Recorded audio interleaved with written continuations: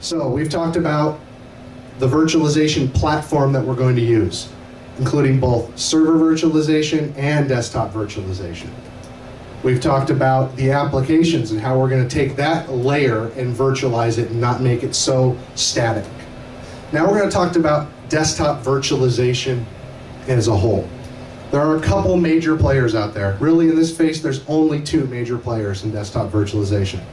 There's VMware's View, and there's Citrix's XenDesktop. There are some major differences between the two products. Most of the stuff I'm going to talk about today is going to be the differences between, I will spell out the differences between the two products as we go through this. So, XenDesktop, the same tagline Citrix has been using for a long time. Any device, anytime, anywhere.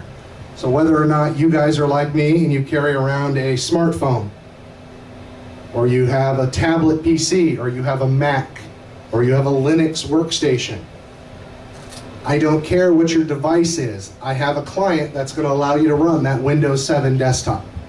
I can run my Windows 7 desktop on my phone. Doesn't look real great, it's hard to scroll, but I can run the full Windows 7 desktop on my phone. HDX user experience. It's an acronym, but it really means a whole lot.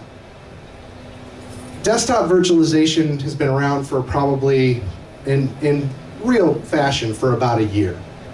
People have been really talking about it longer than that, but it's actually came out with fully functional products for about a year. The big issue with virtual desktops was I can't run multimedia. I can't do streaming video. I can't go to YouTube. I can't watch my news reports on Bloomberg. I can't do any of this stuff that requires multimedia. Well, the HDX is changing that. It's making the XenDesktop now capable of doing those things that used to only be able to happen if you had a physical PC. What we're doing is we're allowing more people within your environment to be able to go to this method. The FlexCast delivery technology, what that does is that determines, based on who you are, what you're coming in from, what the best method to get you your desktop is. So if I'm coming in from across a Verizon wireless card on a Windows system, it's going to do one thing. If I'm coming in from my phone, it's going to do another. The on-demand apps, either presented by XenApp or using Microsoft's AppV. And then the open architecture. Mainly what that means is XenDesktop 4 is hypervisor agnostic. I don't really care what you run on. Where VMware View is tied specifically to the vSphere or ESX platforms.